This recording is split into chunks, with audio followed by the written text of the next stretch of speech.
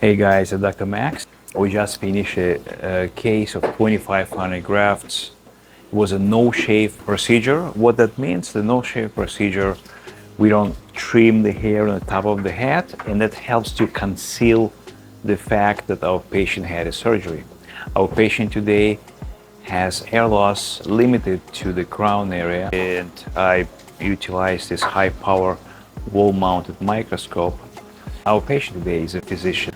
Almost 20% of my patients are physicians. Once they learn all the technology that we use, how we store the grafts, use a high power microscope for extraction and implantation, it does convince how important it is for the doctor to perform the entire procedure. That was Dr. Max at Dr. Max Restoration Center.